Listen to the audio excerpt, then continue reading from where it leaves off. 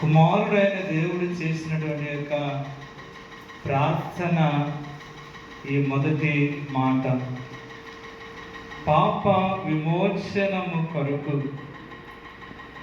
యేసయ్య చేసిన ప్రార్థన. అయితే ఇక్కడ చూస్తే సిలువలో వేలాడుతూ శ్రమ పడుతున్నటువంటి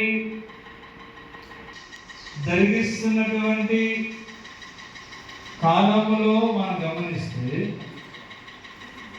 అంటే ఈ మాటను కేవలము యేసయ్య సిలువ వేసినప్పుడు అక్కడ ఉన్నటి సైనికుల గురించి మాత్రమే కాదు, కొరడాలతో కొట్టిన వారి కొరకు మాత్రమే కాదు, మేకులు కొట్టిన వారి కొరకు మాత్రమే కాదు, కానీ మానవాళ్ళందరి కొరకు యేసయ్య ప్రార్థిస్తూ ఉన్నారు. ఆయన పరీక్షలో జరిగిస్తున్న కాలంలో పాపులతో సహవాసము చేసేవాడు అన్నారు. ధర్మశాస్త్రమును కానీ విశ్రాంతి దినమును కానీ పాటించని వాడు అని అన్నారు. వీటన్నిటితో పాటుగా ప్రజలు జనులు ఏం చేశారంటే శిలువ వేయము అని కేకలు వేశారు. సైనికులు, మత పెద్దలు, దొంగలు సైతము, అనగా తన ప్రక్కన ఉన్నటువంటి శిలువపై ప్రేరణ దొంగ సైతము ఆయన దూషించాడు, అభాస్యము చేశారు, అవమానించారు, గేలి చేశారు, కొట్టారు, నిందించారు, శిలువ వేసి ఉన్నారు.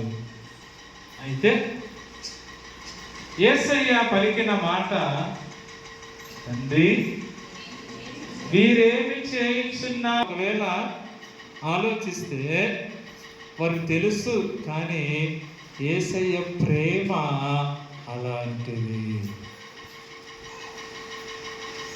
మనము తెలిసి పాపం చేసినా కానీ, తెలిసే దోషము చేసినా కానీ,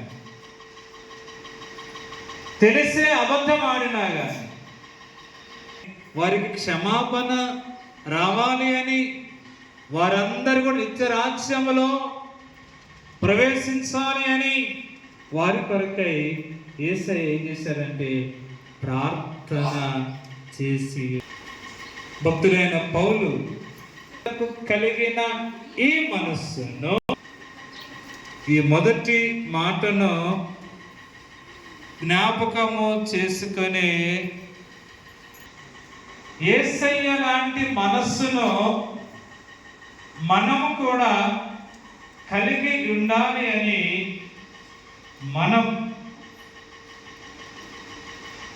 మనకు తెలియచేయబడుతుంది, మనకు బోధించబడుతుంది. శత్రువులను సైతము క్షమించినటువంటి యేసయ్య యొక్క ప్రేమ. కాబట్టి మనం ఏం చేయాలి? క్రీస్తు యొక్క ప్రేమను మనం తెలుసుకునే వారముగా ఉండాలి. ఎఫెసీ 3:19 మరి చెప్తాడు పౌలు గారు, క్రీస్తు యొక్క ప్రేమను మనము తెలుసు